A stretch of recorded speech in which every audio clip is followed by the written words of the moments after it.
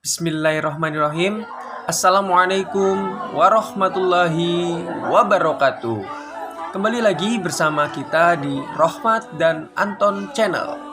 Di sini saya akan menceritakan perjalanan kisah-kisah Nabi yang sebelumnya sudah saya ceritakan, kisah dari Nabi Yunus alaihissalam beserta umatnya.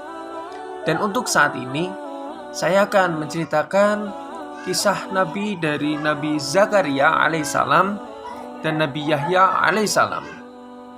Tapi untuk sebelum sahabat melanjutkan video dari cerita ini, sahabat jangan lupa tonton sampai habis video ini agar sahabat tidak gagal paham dalam video ini.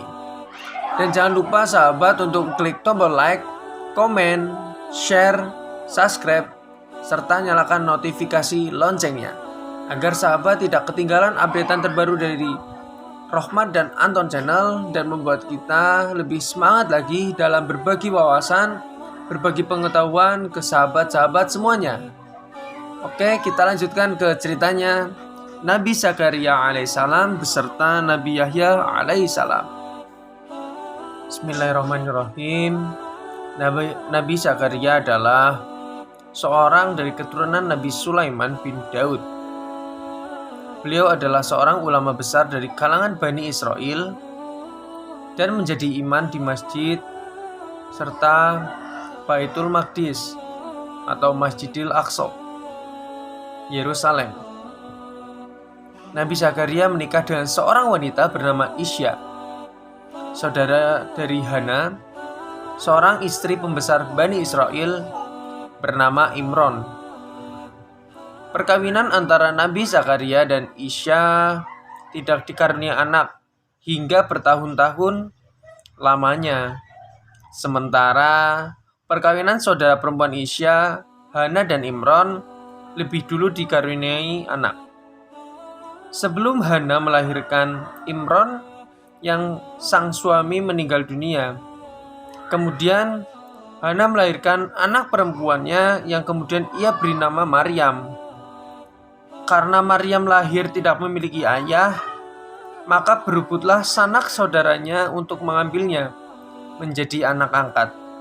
Lantas, Hana pun mengundi untuk menuntut dan menentukan kepada siapa Maryam diasuh. Setelah diadakan pengundian, maka keluarlah nama Zakaria. Maka Zakaria pun mengasuh Maryam menjadi anaknya. Setelah Nabi Zakaria berhasil mengasuh Maryam hingga Maryam beranjak dewasa dan menjadi gadis yang saleh serta taat larangan agama, timbullah keinginan dalam diri Nabi Zakaria untuk memiliki anak. Akan tetapi Zakaria sudah sangat tua dan pada saat itu usia Nabi Zakaria yaitu kurang lebih 90 tahun. Dan sedangkan istrinya sendiri kemungkinan tidak bisa memiliki anak atau mandul. Maka Nabi Zakaria pun memohon kepada Allah Subhanahu wa taala.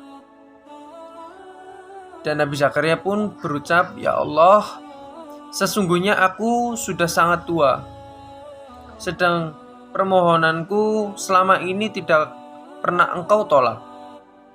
Tetapi ada satu permohonan yang belum terlaksana, yaitu seorang anak yang akan menggantikan aku menyebarkan agamamu ya Allah." Maka Allah pun menjawab doa-doa Nabi Zakaria dengan mengutus malaikat untuk menyampaikan berita kepada Nabi Zakaria. Malaikat berkata pada Nabi Zakaria bahwa mereka diutus oleh Allah Subhanahu wa taala untuk menyampaikan pesan bahwa Allah mengabulkan permohonan Nabi Zakaria. Tidak lama lagi istri Zakaria akan hamil dan mempunyai anak yang diberi nama Yahya. Maka betapa senangnya Nabi Zakaria alaihissalam akan berita ini. Dengan kehendak Allah, tidak lama setelah itu Isya melahirkan anak laki-laki yang mereka beri nama Yahya.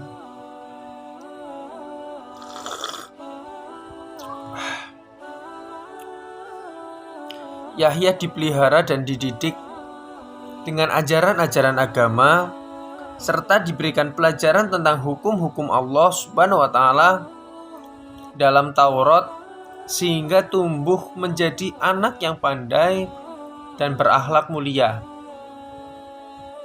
Nabi Yahya bin Zakaria alaihissalam tidak banyak dikisahkan oleh Al-Quran kecuali bahwa ia diberi ilmu dan hikmah selagi ia masih kanak-kanak, dan bahwa ia seorang putra yang berbakti kepada kedua orang tuanya dan bukanlah orang yang sombong ataupun durhaka. Ia terkenal cerdik pandai, berpikiran tajam sejak ia berusia muda, sangat tekun beribadah yang dilakukan siang dan malam sehingga berpengaruh kepada kesehatan badannya dan menjadikan kurus, kering, wajahnya pucat, dan matanya cekung. Ia dikenal oleh kaumnya sebagai orang alim yang menguasai soal-soal keagamaan, hafal kitab Taurat, sehingga ia menjadi tempat bertanya tentang hukum-hukum agama. Ia memiliki keberanian dalam mengambil suatu keputusan, tidak takut dicerca oleh orang, dan tidak pula menghiraukan ancaman pihak penguasa dalam usahanya menegakkan kebenaran dan melawan kebatilan. Nabi Yahya dan Nabi Zakaria terbunuh. Pada suatu hari, sebuah kabar didengar oleh Nabi Yahya alaihissalam bahwa Raja Herodus yang memerintahkan Palestina ingin menikahi saudaranya.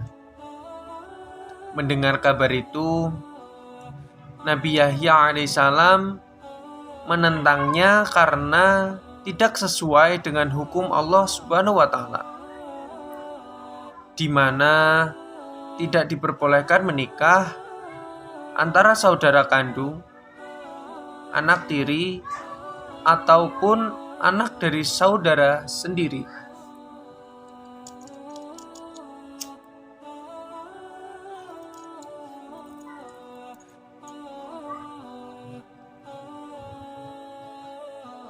Penentangan Nabi Yahya pun tersebar luas hingga ke kalangan penduduk dan rakyat Palestina. Nabi Yahya kemudian ditangkap oleh raja dan dihukum mati. Kabar kematian ini sampailah ke telinga Nabi Zakaria alaihissalam. Demi keselamatan dirinya, Nabi Zakaria pun pergi ke sebuah kebun di daerah Yerusalem. Tapi akhirnya ketahuan dan Nabi Zakaria pun dihukum mati oleh raja. Sehingga gugurlah ayah dan anak dalam membela agama Allah Subhanahu wa taala.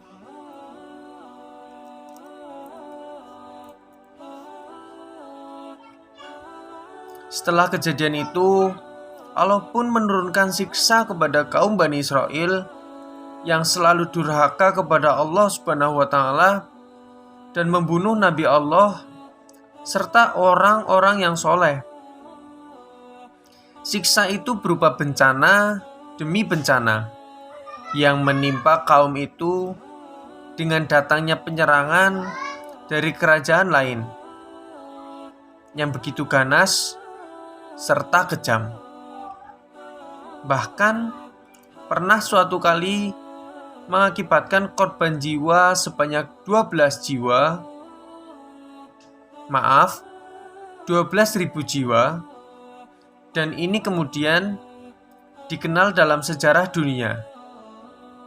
Serangan Nebukadnezar dari Babilonia atau Irak, dan serangan Titus dari negeri Romawi.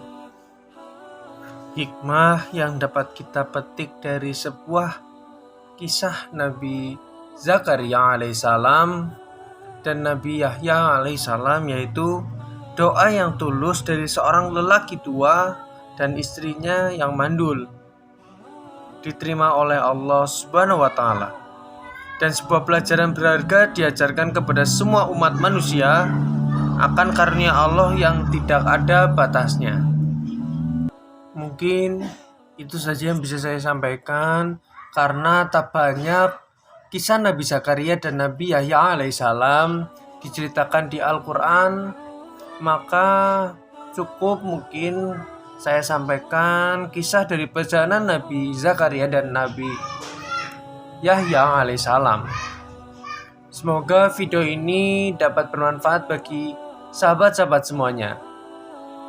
Bila ada tutur kata yang salah, kurang berkenan di hati para sahabat, saya mohon maaf yang sebesar-besarnya. Akhiri kata, Assalamualaikum warahmatullahi wabarakatuh. Terima kasih.